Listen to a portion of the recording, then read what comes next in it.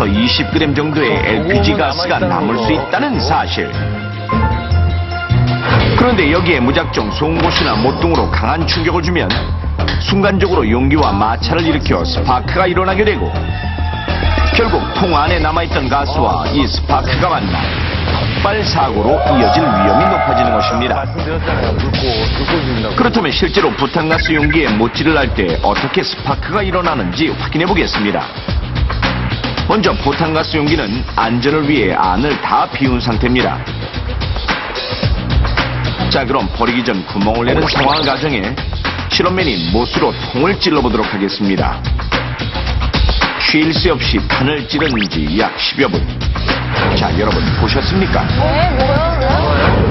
못이 통에 빗맞으며 그 마찰력으로 스파크가 일어난 것인데, 이처럼 실제로 부탄가스 용기에 구멍을 뚫어보면 충분히 일어날 수 있는 상황. 그렇다면 이번에는 부탄가스 통에 남아있는 LPG 가스에 스파크를 일으켜 폭발력이 어느 정도인지 알아보겠습니다. 이번에도 혹시 모를 사고를 대비해 안전거리를 확보하고 소방대원이 대기하도록 했습니다. 먼저 버너에 불을 피우고 불이 켜지지 않을 때까지 두었다가 부탄가스통을 꺼냈습니다. 그 다음 부탄가스 용기와 비슷한 크기의 아크릴 상자 안에 스파크 장치를 연결하고 부탄가스 용기 안에 남아있는 가스를 아크릴 상자 안으로 옮겨보겠습니다. 이때 부탄가스통을 흔들어 소리가 나지 않을 때까지 충분히 가스를 빼도록 했습니다. 자, 보이진 않지만 이 아크릴 상자 안에는 약 20g 정도의 LPG가 들어가 있는 상황. 그리고 여기에 구멍을 뚫을 때의 상황을 가정해 스파크를 일으켜 보겠습니다.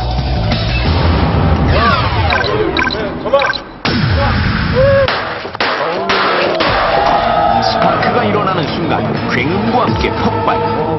이렇듯 가스버너에 불이 켜지지 않을 정도로 가스의 양이 적은데도 예상외로 그 폭발력은 엄청난데, 그 힘에 아크릴 상자가 산산조각이 나버렸을 정도.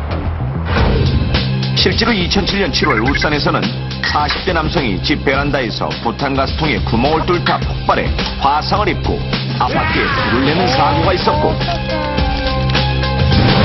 같은 해 서울의 한 오피스텔에서도 60대 남성이 부탄가스통에 구멍을 뚫다가 불이 나 건물에 있던 사람들 중 7명이나 다치는 사고도 있었습니다. 그렇기 때문에 부탄가스통에 구멍을 뚫기 전 반드시 먼저 해야 할 것이 있는데, 바로 용기 위쪽에 있는 노즐을 눌러 가스를 최대한 빼내는 것. 이렇게만 해주면 가스가 99% 이상 빠져나가기 때문에 구멍을 뚫어도 폭발할 염려가 거의 없는데, 그렇다면 여러분 중 누군가는 가스를 다 뺐으니까 구멍은 안 뚫고 버려도 되겠지 라고 생각할 수 있을 텐데요. 천만의 말씀. 요즘같이 기온이 30도씨 이상 올라가는 고온에서 가스만 빼내고 구멍을 뚫지 않은 채로 쓰레기통에 방치될 경우 통 안에 남아있는 소량의 가스와 기체가 급속히 팽창하게 되고, 결국 부탄가스 용기가 그 압력을 견디지 못해 한순간 터져버리게 되는 것. 실제로 이런 사고가 일어날 수 있는지 직접 실험을 해보겠습니다. 먼저 아크릴 상자 안에 온도계와 함께 흔들어도 소리가 나지 않을 정도로 충분히 가스를 빼낸 부탄가스통을 넣은 뒤 상자의 뚜껑을 닫겠습니다. 그 다음 통에 구멍을 뚫지 않은 상태로 여름 한낮의 고온에 6시간 정도 방치된 상황을 가정해 양쪽에 히터를 켜두기로 했습니다. 그리고 관찰 시작. 상자 안의 온도가 서서히 올라가고 잠시 후 약 54도씨 정도가 되자 한순간 퍽하는 소리와 함께 튀어오른 부탄가스통.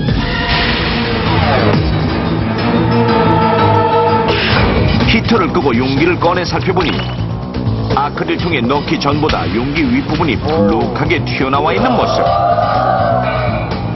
만약 압력이 조금만 더 높았더라면 용기 윗부분이 뜯겨져 나갔을 수도 있는 상황.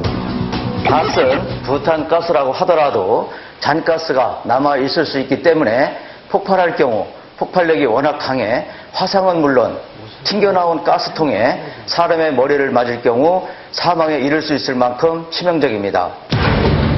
실제로 쓰레기를 소각하던 환경미화원들이 누군가 무책임하게 버린 부탄가스가 폭발하는 바람에 2도에서 3도의 심각한 화상을 입거나 실명에 이르는 사고가 매년 끊이지 않고 있습니다. 그렇기 때문에 부탄가스는 안전하게 버리는 것이 무엇보다 중요하다는 사실. 자, 그렇다면 이제부터 부탄가스 용기를 가장 확실하고 안전하게 처리하는 방법을 넘버원에서 알려드리겠습니다. 먼저 부탄가스통 처리는 사방이 탁 트이고 환기가 잘 되는 넓은 장소에서 하도록 합니다. 그리고 통 안에 남아있는 가스를 최대한 빼내는 것이 중요한데, 이때 새 나온 가스를 흡입하는 불상사가 일어나지 않도록 바람을 등지고 쏘도록 하며, 용기를 거꾸로 들고 통 위쪽에 있는 노즐을 지그시 눌러줍니다. 가스를 뺄 때는 용기를 흔들어 소리가 나지 않을 때까지 충분히 가스를 빼줘야 합니다. 이렇게 가스를 충분히 빼낸 뒤에는 용기를 바닥에 눕혀놓고 위쪽을 발로 밟아 움직이지 않도록 잘 고정시킨 뒤 캔딱이나 못을 이용해 용기 아래쪽에 구멍을 내도록 합니다. 그 다음 캔 수거함에 분리해버리는 것이 가장 안전한 부탄가스 용기 처리법이란 사실. 자, 그리고 또 한 가지, 피서지에서 사용한 부탄가스는 반드시 챙겨오는 것이 기본 중의 기본입니다. 내가 무심코 버린 휴대용 부탄가스, 아름다운 자연과 다른 사람의 생명을 위협하는 것은 물론 나 자신에게도 씻을 수 없는 상처를 입힐 수 있다는 사실, 여러분은 절대 잊지 마십시오. 삶과 죽음을 결정짓는 순간의 선택. 만약 당신이라면 어떤 선택을 하시겠습니까? 위기의 순간 죽느냐 사느냐. 오늘은 넘버원 사진 동호회가 등산을 위해 모인 날입니다. 오늘 출사에는 신입 회원 두 분이 함께 하겠습니다. 신입 회원은 친구 사이지만 스타일이 민정 씨와 미인 씨입니다.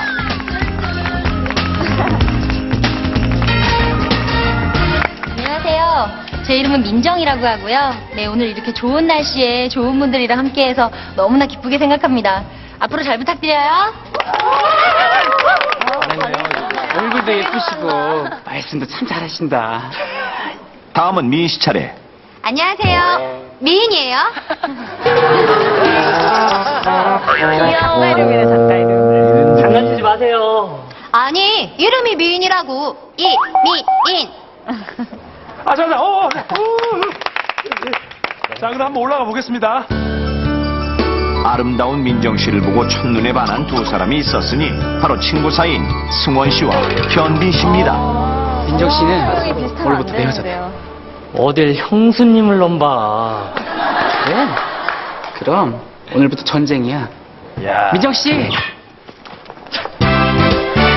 그렇게 등산은 시작됐고, 동호회 사람들은 산에 오르며 이름 모를 야생화와 나무를 카메라에 담느라 바쁜데, 민정 씨에게 점수를 따기 위한 두 남자, 그녀에게 딱 달라붙어 온갖 촬영 기법에 대해 설명을 해줍니다.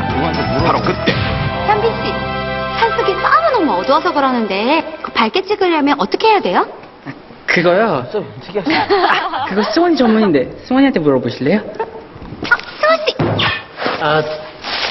저 미인 씨, 이 사진이라는 건 무조건 많이 찍어보고 스스로 터득하시면 됩니다. 미인 씨는 마음이 제대로 상하고 마는데요. 마음 상하죠. 어느덧 산 중턱에 도착한 사람들. 우리 여기서 잠시 쉬었다 갈게요. 땀도 식힐 겸 사람들은 335 모여 기념 촬영을 합니다. 저 민정 씨, 저랑 사진 한 장만. 오, 그래요.